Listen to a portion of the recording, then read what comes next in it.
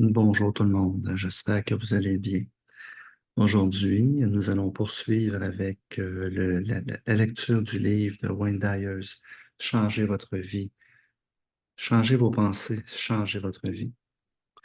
Nous sommes rendus au verset 3. Donc, voici le livre en question. La sagesse du Tao. C'est vraiment de ce livre-là que je m'inspire. Donc, voici ce que le verset 3 nous dit. Accordez de la valeur à un statut vous, et vous provoquerez des litiges. Surévaluez vos possessions et les gens se mettront à voler. En n'étalant pas ce qui est désirable, vous contribuez à ne pas troubler le cœur des gens. Le sage gouverne en vidant les cœurs et les esprits, en affaiblissant les ambitions et en renforçant les eaux. Exercez-vous à ne rien faire. Lorsqu'une action est pure et désintéressée, tout s'arrange à la perfection. Nous allons voir ce que Wayne Dyers nous dit à propos de ce troisième verset qui, globalement, nous dit accordez de la valeur à un statut et vous provoquerez des litiges. Surévaluez vos possessions et les gens se mettront à voler. Il nous met en garde que si nous avons des belles choses, que si nous avons un beau statut, une belle qualité de vie, mais de ne pas trop en faire l'étalage pour ne pas semer justement de litiges ou créer de la jalousie globalement. Le titre, Vivre dans le contentement.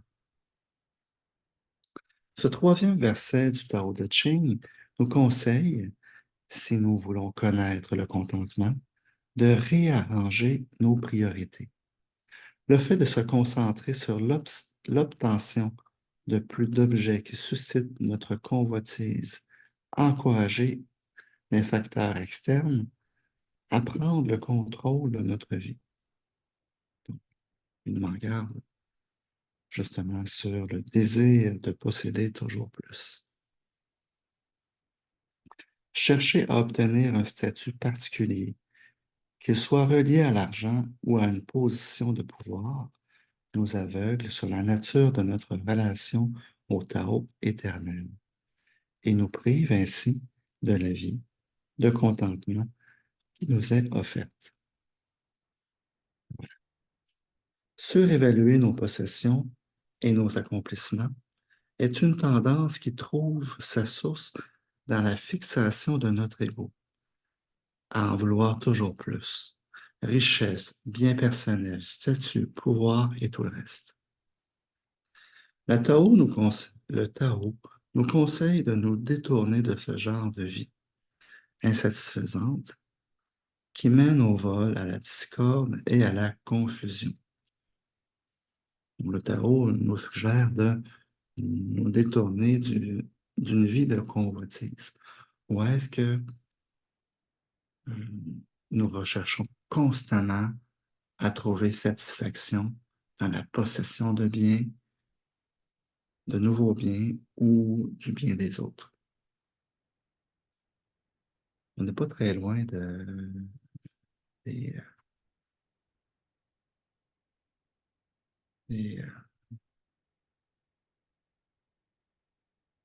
de mon moment actuellement, mais au niveau des lois de Dieu, hein, au niveau de la religion catholique. Tu ne voleras point, tu ne... Donc, le mot me manque. Voilà. Le Tao nous conseille de nous détourner de ce genre de vie insatisfaisante qui mène au vol, à la discorde et à la confusion. Ce n'est pas la recherche du toujours plus mais la pratique de la gratitude telle qu'enseignée par le Tao qui mène au contentement. Ah, des pistes de solution ici. La pratique de la gratitude. Nous devons remplacer nos désirs personnels par cette question inspirée du Tao. Comment puis-je rendre service? C'est intéressant, ça. C'est intéressant. Comment puis-je rendre service? Donc, cette fameuse question de comment puis-je rendre service va nous amener à tendre vers un plus grand équilibre afin de ne plus être dans cette quête constante de la recherche de la satisfaction, mais davantage être capable d'apprécier le moment. Un peu comme nous avons vu dans les autres versets qui étaient la recherche de l'unité. Et puis, cette capacité à vivre le mystère également. Or, il suffit de changer notre façon de penser pour voir se produire des changements majeurs dans notre vie. Est-ce que Lao-Tzu encourage la paresse et la faillite de la société quand il nous invite à nous exercer, à ne rien faire, à croire que tout s'arrangera pour le mieux? Je ne le crois pas, dit Wayne Dyers. Il ne fait pas l'éloge de la paresse et de l'inaction. Au contraire, il suggère de faire confiance au Tao, car le Tao est la voie pour ceux qui souhaitent être dirigés par la source de la création et guidés par un principe supérieur à leur ego et à ses désirs. Donc, je nous ramène ici à ce que je disais d'entrée de jeu, à cette vision que l'on peut avoir parfois de ce que l'on peut percevoir au premier plan, hein, versus de ce que lorsqu'on s'ouvre à accueillir la vie et lorsqu'on laisse la vie nous traverser. Et là, on peut commencer à avoir accès au second et au troisième plan. Pas juste au plan des apparences, mais à quelque chose de plus profond. Et c'est ce que Wayne Dyer nous parle de, parce qu'il nous suggère de faire confiance au Tao, car le Tao est la voie pour ceux qui souhaitent être dirigés par la source de la création et guidés par un principe supérieur à leur ego et à ses désirs. Les désirs qui obsèdent l'ego peuvent entraver l'essence divine, et c'est pourquoi vous devriez vous exercer à mettre votre ego de côté pour vous laisser guider par le Tao dans tout ce que vous faites. Vous êtes pressé, faites confiance au Tao. Soyez à l'écoute de ce qui vous fait avancer, de ce qui n'est pas sous la domination de l'ego, et vous deviendrez, paradoxalement, beaucoup plus productif. Donc, ce n'est plus d'avoir peur d'être en retard ou de ne pas réussir. C'est davantage de pouvoir se ramener ici, dans le moment présent, afin de susciter justement les bonnes neurochimies au niveau du cerveau, au niveau du corps. Et puis, surtout, d'avoir cette ouverture à accueillir et à vivre le moment, afin de pouvoir capter l'information.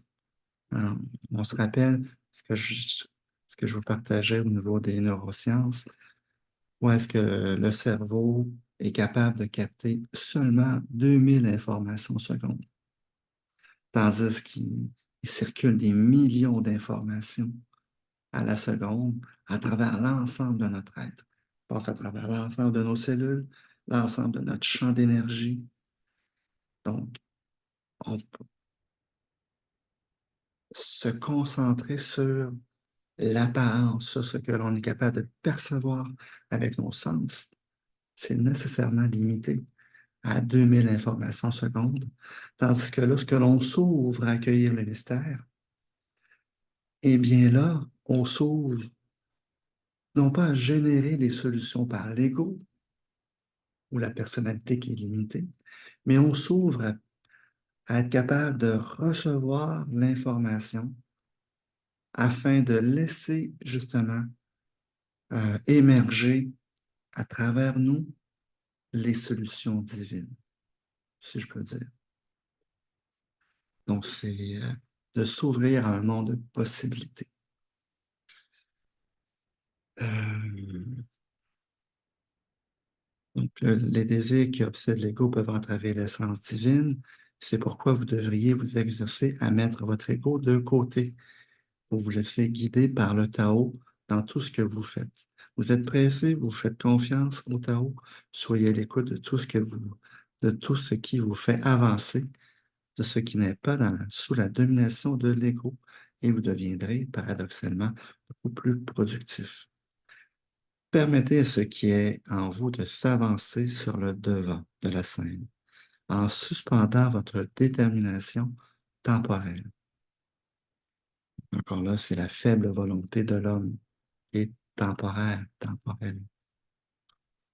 Ainsi, ce ne sera plus seulement vous qui dirigerez cet orchestre que vous appelez votre vie.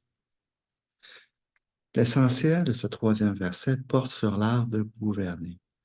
J'y vois, en tout cas, Wayne Dyer dit, j'y vois non pas un conseil de nature politique ou administrative, mais un conseil qui s'applique à notre vie personnelle et à celle de ceux dont nous avons la charge, à savoir notre famille immédiate et plus généralement la famille humaine, qui comprend tous ceux avec qui nous entrons en contact sur une base quotidienne.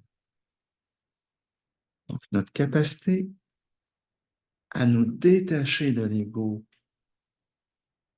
donc de vivre notre vie de manière limitée et très égocentrique, pour se reconnecter à plus grand que soi, va nous, va mieux nous servir à nous personnellement et par la bande, ben, va mieux servir justement la société parce que notre contribution va être plus grande. Notre contribution ne sera pas faite uniquement à partir de notre centre d'énergie en lien avec l'ego ou notre personnalité. Et notre contribution va être en connexion avec ce qui nous anime et, et le grand mystère qui nous habite. Donc, le potentiel que l'on puisse mieux servir est beaucoup plus grand. Car à ce moment-là, nous sommes connectés à une source tellement plus grande, une source infinie. Nous sommes connectés directement à la source de la création. Encouragez vos proches à chasser de leur esprit toute pensée relative à l'obtention d'un statut ou à l'acquisition de biens matériels. Puis invitez-le à penser plutôt à servir les autres et à contribuer au bien-être et à la force de tous.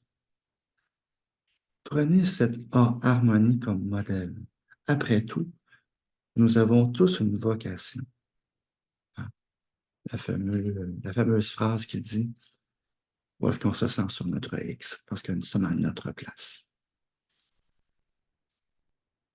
La source de la création ne s'intéresse ni à votre statut social, ni à vos possessions matérielles.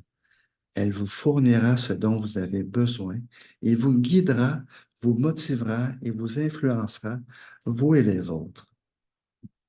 L'ego et son incessant inventaire de désirs doit probablement être affaibli pour que la splendeur du Tao puisse être ressentie. Donc, si parfois dans votre vie, vous ressentez que les choses sont un peu chaotiques, que ça ne va pas comme vous voulez, que vous n'avez pas la vie telle que vous aimeriez l'avoir, commencez à avoir de la gratitude pour ce qui fonctionne bien dans votre vie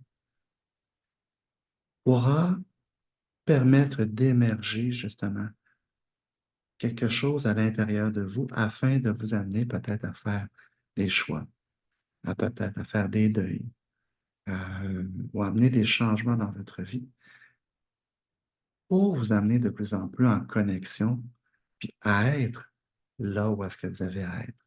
Donc, si vous acceptez de voir une situation et de lâcher prise, que si vous êtes à la bonne place, ben que tout se place par, en harmonie euh, et c'est que vous allez être là.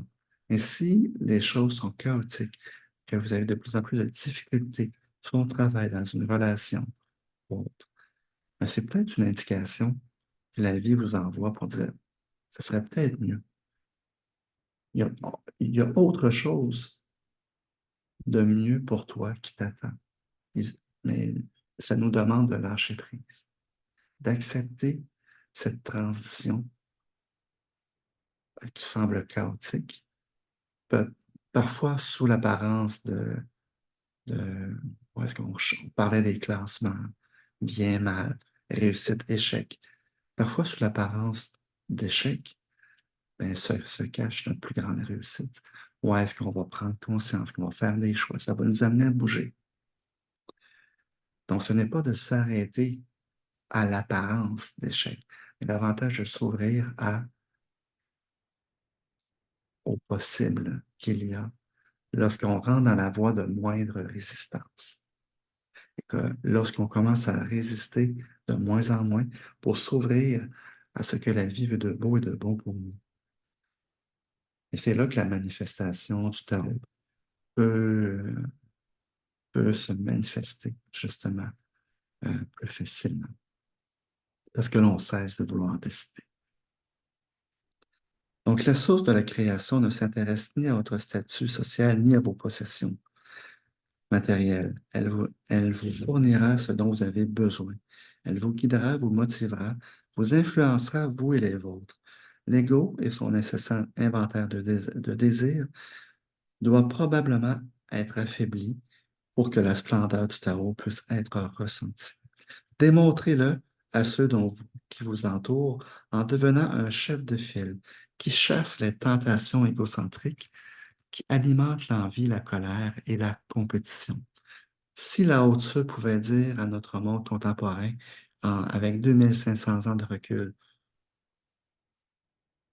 si Lao Tzu pouvait voir notre monde contemporain avec 2500 ans de recul, je crois qu'il offrirait le conseil suivant en se basant sur le troisième verset du tarot de Ching. Rappelez-vous quotidiennement qu'il n'y a pas de voie qui mène au bonheur. Le bonheur est la voie. Donc voici le conseil que probablement, selon Wayne Dyer, Lao Tzu nous aurait partagé s'il sera encore des nôtres aujourd'hui. Rappelez-vous quotidiennement qu'il n'y a pas de voie qui mène au bonheur. Le bonheur est la voie. Vous avez peut-être une longue liste d'objectifs qui vous apporteront, du moins, le croyez-vous, satisfaction une fois que vous les aurez atteints. Et pourtant, si vous voulez évaluer votre niveau de bonheur actuel, vous remarquerez que précédemment, la réalisation de vos ambitions n'a pas créé en vous un sentiment de joie durable. Les désirs peuvent engendrer de l'anxiété, du stress et un esprit de compétition, et vous devez reconnaître ceux qui en sont la cause. Manifestez de la bonne humeur dans toutes vos rencontres, au lieu d'attendre que les événements extérieurs vous procurent de la joie. Et ça, c'est un des grands secrets, hein. Ne pas s'attendre que la joie ou le bonheur viennent de l'extérieur, mais que malgré les événements extérieurs, de manifester de la joie et du bonheur. Et, et ça, c'est tellement un grand secret de vie. Où est-ce qu'on peut le mettre en application avec simplement le fait d'avoir de la gratitude à tous les jours. Notre voiture démarre de la gratitude. Notre voiture ne démarre pas de la gratitude. Qui sait? On vient peut-être de sauver un accident. Peut-être que, il y a des gens qui... Donc, et là, ça rentre dans tous les éléments, dans le champ d'information qui passe à travers nous, à travers les millions de données par seconde. Ou est-ce qu'on capte seulement 2000 par seconde? La vie se passe comme on veut, nous sommes heureux. La vie ne se passe pas comme on veut, on continue à être heureux. C'est paradoxal, mais c'est l'un des secrets de la vie. Euh, et lorsque l'on tend de plus en plus vers justement ce recul par rapport entre ce que l'on veut et ce que l'on considère comme étant maintenant, c'est un événement joyeux, ça, c'est un événement qui n'est pas joyeux. Et lorsqu'on enlève cette compréhension ou ce concept de ceci n'est pas joyeux, qui sommes-nous pour le déterminer? On n'a pas toutes les informations. Ça ne nous empêche pas de pouvoir vivre des deuils, de pouvoir vivre des émotions, de la tristesse, de la colère parfois. Mais viendra un temps où est-ce que ça va durer moins longtemps. Parce qu'il y aura moins de conflits à l'intérieur de nous, parce qu'on n'aura pas eu ce qu'on voulait, parce que une personne sera décédée et qu'on n'aura pas eu le temps de lui dire au revoir. Apprenons avec sagesse les expériences que la vie nous apporte pour que l'on demeure de moins en moins longtemps dans un espace de déconnexion, pour qu'on puisse tendre graduellement avec amour, sagesse et bienveillance dans un espace où est-ce que on va être de plus en plus en connexion avec le vivant, avec la vie. Donc, naturellement, on va de moins en moins porter à rechercher quotidiennement qu'est-ce qui va nous amener au bonheur. Le simple fait de se réveiller le matin, d'avoir une autre journée de vie, on va être en gratitude. Et c'est de développer cet espace de zénitude à l'intérieur de soi, pour ne plus être dépendant des éléments extérieurs, pour nous amener justement, pour dire, ah, aujourd'hui, j'ai eu une bonne journée, je me sens heureux. Aujourd'hui, ma journée, peu importe comment est-ce qu'elle a été, merci Seigneur, merci. Et de pouvoir continuer à vivre, profiter de ce qu'on a, notre famille, nos enfants. Faites l'inventaire de ce qui fonctionne bien dans votre vie quotidiennement. Comme ça, lorsque les journées où est-ce que ça va moins bien aller, bien, vous allez avoir le réflexe de, de, de faire ressortir quelques éléments qui fonctionnent bien. Donc, ça ne sera pas tout noir, et c'est jamais tout blanc non plus. La vie, il y a des zones de gris. C'est juste que graduellement, l'être humain, on vient vivre des expériences. Donc, ce n'est jamais tout blanc ou tout noir, mais ce n'est jamais que tout gris non plus, car il y a des variations. Et c'est justement ces variations, euh, le haut et le bas, euh, l'apparence des contraires, qui nous amènent justement à être capables d'apprécier le beau, parce qu'il y a des journées où est-ce que ça va moins bien. Donc, je crois que un des secrets de la vie, c'est lorsqu'on arrive à apprécier. et à connecter de plus en plus avec ce qui est vraiment important, ce qui fait partie de la vie, et connecter de plus en plus sur ce qui est éternel et non pas temporaire. Et c'est là où est-ce que on peut éprouver, justement, on peut ressentir que nous marchons sur la voie, euh, non pas, comment dire, nous pouvons dire que le bonheur est la voie et nous mettons moins de recherche, nous, nous nourrissons ce qui est là. Vous avez peut-être déjà une longue liste, comme Wayne Dyer nous disait. Les désirs peuvent engendrer de l'anxiété, du stress, hein, et un esprit de compétition. Vous devez reconnaître ceux qui en sont la cause. Manifestez de la bonne humeur dans toutes vos rencontres au lieu d'attendre que les événements extérieurs vous procurent de la joie. En demeurant en harmonie sur la voie du Tao, tout le contentement dont vous pouvez rêver se manifestera dans votre vie. De maintenir cette connexion au Tao va nous amener cette capacité à vivre un espace de contentement de plus en plus à chaque jour. Les bonnes personnes, les moyens de financer vos projets d'avenir et les facteurs indispensables à votre réussite. Donc, en demeurant en harmonie sur la voie du Tao, tout le contentement dont vous pouvez rêver se manifestera dans votre vie. Les bonnes personnes se présenteront, les moyens de financer vos projets d'avenir et les facteurs indispensables à votre réussite se manifesteront. C'est une question de réciprocité énergétique. Arrêtez de vous pousser à la limite, dirait là au-dessus. Éprouvez plutôt de la gratitude et de l'émerveillement pour tout ce qui est. Je le relis. Arrêtez de vous pousser à la limite, dirait là au-dessus. Éprouvez plutôt de la gratitude et de l'émerveillement pour tout ce qui est.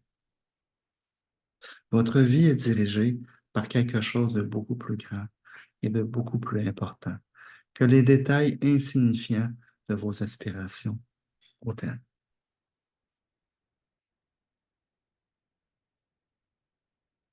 Il y a beaucoup plus que ce à quoi on peut aspirer, apparemment. Wendaeus nous invite à faire confiance à la perfection du Tao éternel, car il est la source du monde des 10 000 choses.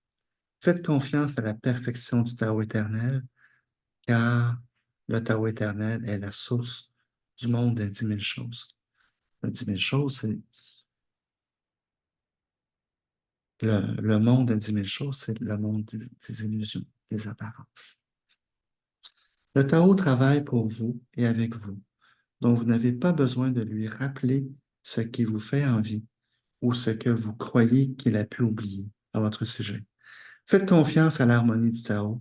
Il a pris soin de tout ce dont vous avez eu besoin depuis que vous avez été conçu. Et même au cours des 9 premiers mois où il n'a reçu aucune aide de vous, étant totalement indépendant des désirs qui ont pu vous habiter jusqu'à maintenant.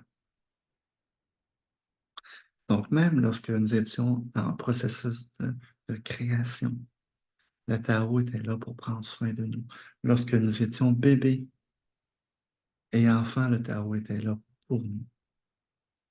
Donc, ici aujourd'hui, on recommençait en conscience à faire confiance à ce qu'il y a de plus grand que nous et à s'ouvrir à la perfection qui, euh,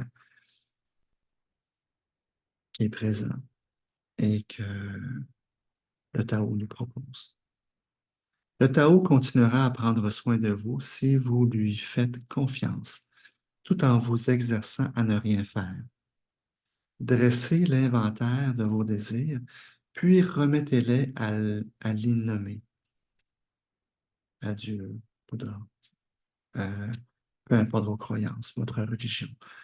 C'est une invitation à remettre justement à plus grand que vous, à vous, à ramener ça à l'intérieur de votre cœur, puis à lâcher prise. Oui, remettez-les et ne faites rien d'autre qu'avoir confiance. Au même moment, écoutez et soyez attentifs à ces conseils. Puis branchez-vous sur l'énergie parfaite qui envoie tout ce qui est nécessaire à votre vie. Lorsque Point d'ailleurs écrit, remettez-les à l'innommé et ne faites rien. Ça ne veut pas dire de ne rien faire, de... mais c'est de cesser de vouloir chercher des solutions branchées sur la troisième dimension, branchées sur l'aspect illimité ou temporaire de la vie.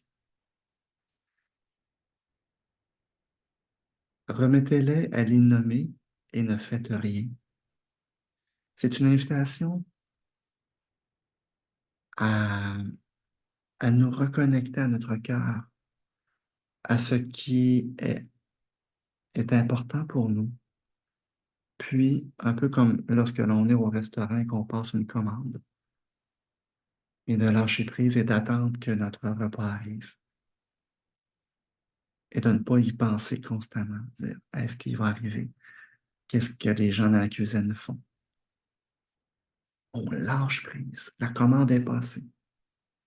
Et on fait confiance que lorsque on a passé notre commande, que nécessairement notre repas va arriver bientôt. Parce que la, la vie est ainsi faite. Des fois, ça arrive plus vite, des fois, ça prend un peu plus de temps. C'est à nous à développer justement le bon caractère et notre patience. Vous, c'est-à-dire votre ego, n'a rien à faire. Acceptez tout simplement que la perfection éternelle du tarot œuvre à travers vous. Voilà le message que Lao Tzu adresse au monde aujourd'hui. Henri David Thoreau a fait l'observation suivante au milieu du 19e siècle, alors qu'il écrivait à Walden Pond, et j'ai l'impression qu'elle résume à merveille ce troisième verset du Tao. Donc, voici.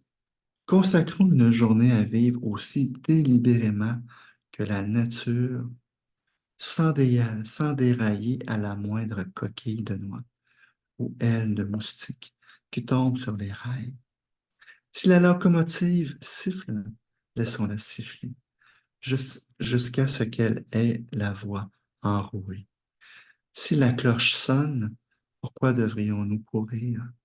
J'ai toujours regretté de ne pas avoir été aussi sage qu'au jour de ma naissance.